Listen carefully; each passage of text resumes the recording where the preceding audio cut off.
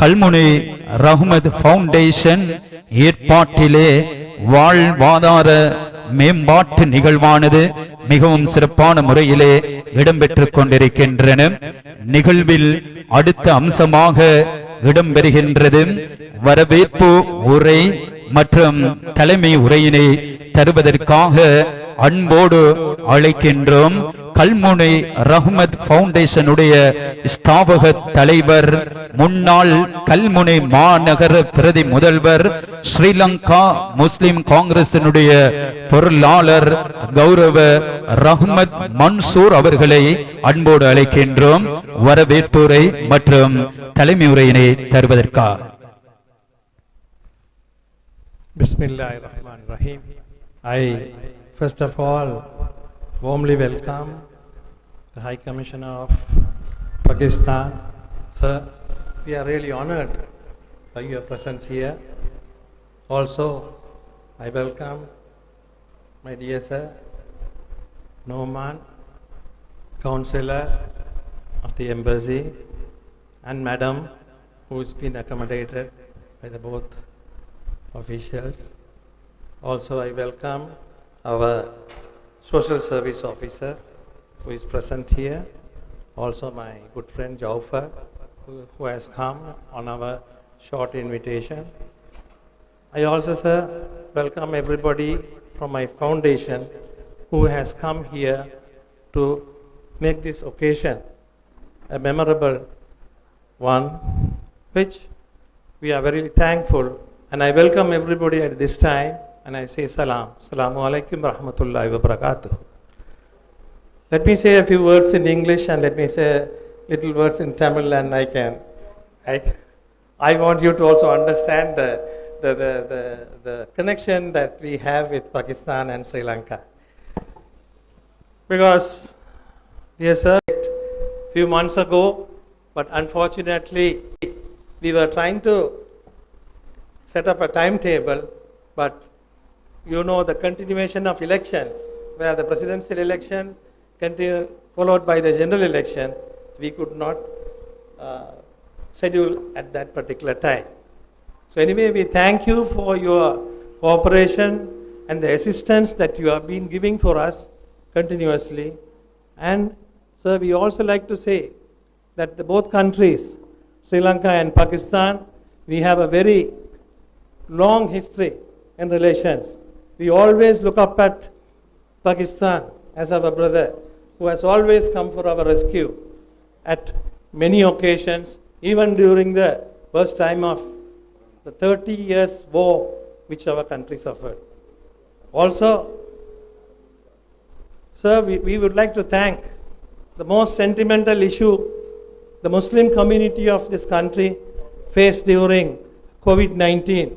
As you know, that as a revenge against the Muslims at that particular time, that the Muslim bodies were criminated by force without any reasons.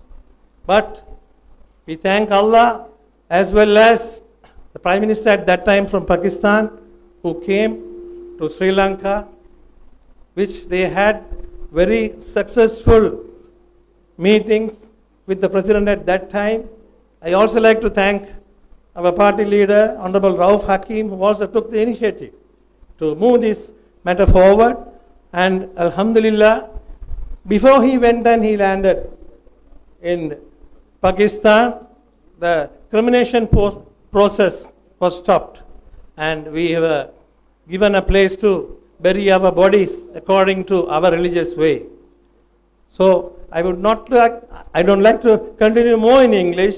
Let me go back to my own language and let me say a few words. எல்லோருக்கும் நான் சொல்லிக்கொள்வது என்னவென்றால், இங்கே இருக்கின்ற தாய்மார்கள், சகோதரிகள் எல்லோருக்கும், எங்களுக்கும் பாகிஸ்தான் நாட்டுக்கும் இடையிலான ஒரு பெரியோர் உறவு இருக்கின்றது. அது ஒரு வரலாறை நான் நினைக்கின்றேன், ஆயிரக்கணக்கான வருடங்கள் நாங்கள் அந்த உறவை நாங்கள் சிந்திக்க முடியும். அப்படிப்பட்ட ஒரு பிணைப்பு இருக்கின்றது.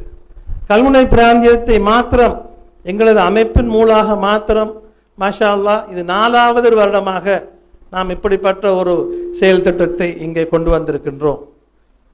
சென்ற முறையெல்லாம் ஒரு விதமான நாங்கள் மக்களுக்கு தேவையான அந்த பொதிகளை மாத்திரம் கொடுத்திருந்தாலும் அல்ஹம்துலில்லாஹ் இந்த முறை மக்களுக்கு சுய வேலை வாய்ப்பு செய்ய வேண்டும் என்ற நோக்கத்துடன் இங்கே வந்திருக்கின்ற பாகிஸ்தான் உயர்ஸ்தானிகர் அவர்களது அங்கே வந்திருக்கின்ற அந்த உத்தியோகத்தர்கள் மூலம் அந்த பாகிஸ்தான் நாட்டின் அந்த மக்கள் மூலமாக எங்களுக்கு கொடுக்கப்பட்ட சுயதொழில் வாய்ப்புக்கான தையல் இயந்திரங்கள், அதே போன்று விளையாட்டுக் கழகங்களுக்கான விளையாட்டு உபகரணங்கள், இவைகளை எல்லாம் இங்கே கொண்டு வர வேண்டும் என்று நான் நினைக்கின்றேன். ஒரு 6 மாதத்துக்கு முதல் நாங்கள் எண்ணிய போதிலும் துரதிர்ஷ்டவசமாக உங்களுக்கு தெரியும், நமது நாட்டில் அடிக்கடியாக வந்த தேர்தல்கள், துரதிர்ஷ்டவசம் என்று சொல்ல முடியாது, அது காலத்தின் தேவை.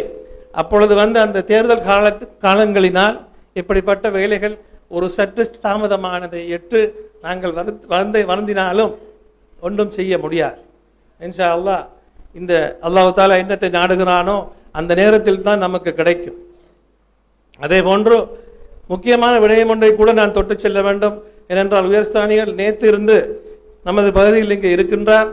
அவர் இன்று இங்கே இருந்து திருங்கமலை போக வேண்டும் என்ற காரணத்தினால் நமக்கு தெரியும், கொரோனாவில் அந்த பயங்கரவாத அந்த நேரத்தில் இருந்த நமது அந்த நிலை, நமது மையத்துக்கள் எரிக்கப்பட்ட அதை நாங்கள் மறக்க முடியாது.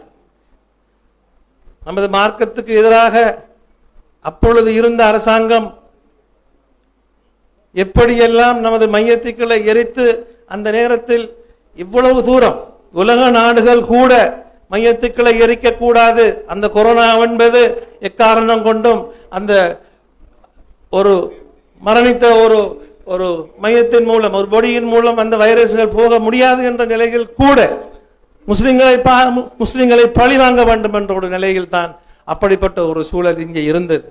அல்ஹம்துலில்லாஹ் அந்த நேரத்தில் பாகிஸ்தானில் இருந்து நமக்கு வந்த அந்த பிரதமர் இம்ரான் கான் அவர்கள் இங்கே முன்வைத்த ஒரு கோரிக்கை, இந்த சந்தர்ப்பத்தில் நாம் நமது ஸ்ரீலங்கா முஸ்லிம் காங்கிரசின் தலைவரையும் நாங்கள் நன்றி கூற வேண்டும். அந்த சந்தர்ப்பத்தில் அவர் எடுத்த அந்த முயற்சியின் மூலம் அந்த நேரத்தில் அங்கே ஜனாதிபதியாக இருந்த கோட்டாபய ராஜபக்ச மற்றும் அவரது உத்தியோகர்கள் மூலம் அந்த விடயங்கள் நல்லபடியாக நடந்து அல்லாஹ்வுக்கு நாங்கள் சுக்கூர் செய்ய வேண்டும். எங்களது அந்த மரணித்த மையத்துக்களை நாங்கள் எங்களது இஷ்டப்படி அடக்கம் செய்ய முடியும் என்ற அந்த நிலையை கொண்டு வருவதற்கு பாகிஸ்தான் அன்றிருந்த பிரதமர் நமக்கு உறுதுணையாக இருந்ததை நாம் இன்று நன்றி சொல்ல கடமைப்பட்டுள்ளோம். இதே போன்றுதான் இன்னும் மேலும் நமக்கு உதவிகளை பாகிஸ்தான் நாடு நமக்கு தரும். இன்ஷா அல்லாஹ் நமது பிராந்தியத்தில் மட்டுமல்ல முழு நாட்டையும் எடுத்துக்கொண்டாலும் எங்கே எல்லாம் பிரச்சனைகள் இருக்கின்றதோ அவர்களுக்கு பிரச்சனைகள் இருந்தாலும், நமது நாட்டில் இருக்கின்ற பிரச்சனைகள் அவர்களுக்கு இருந்தாலும் அவைகளையும் மீறி நமக்கு இந்த பிரச்சனைகளுக்கான நமக்கு இந்த தேவைகளை பூர்த்தி செய்வதற்கு இங்கே நமது காலடியில் வந்திருந்து நமக்கு இதை செய்வதற்கு நாம் அல்ஹம்துலில்லாஹ் அல்லாஹ்வுக்கு நன்றி சொல்லி, அதே போன்று இந்த வந்திருக்கின்ற உயர்ஸ்தானியருக்கும் உயர்ஸ்தான உத்தியோகத்தர்களுக்கும் நாங்கள் நன்றி சொல்ல வேண்டும். ஆகவே அன்புள்ளம் கொண்ட இங்கே தாய்மார்களை நாங்கள் இன்றும் பாகிஸ்தான் நாட்டை மறந்துவிட முடியாது, என்றும் நமது உறவுகள் அங்கே இருக்கின்றது என்பதை நாங்கள் மறந்துவிட முடியாது, என்று நமக்காக ஒரு நாடு இருக்கின்றது என்பதை நான் மறந்துவிட முடியாது. இன்ஷா அல்லாஹ் அவர்களது அந்த எல்லா திட்டங்களும் எங்களுக்கு நிறைவேறி இந்த இரு நாடுகளுக்கும் இடையிலான அந்த உறவுகள் மேம்பட வேண்டும், ஒற்றுமையாக நமது பயணங்கள் தொடர வேண்டும் என்ற நல் பிரார்த்தனைகளுடன் இன்ஷா அல்லாஹ் மீண்டும் ஒவ்வொரு வருடங்களும் எங்களுக்கு தேவையான அந்த தேவைகளை இவர்கள் செஞ்சு தருவார்கள் என்ற பிரார்த்தனையுடன் விடைபெறுகிறேன். வஸ்ஸலாம்.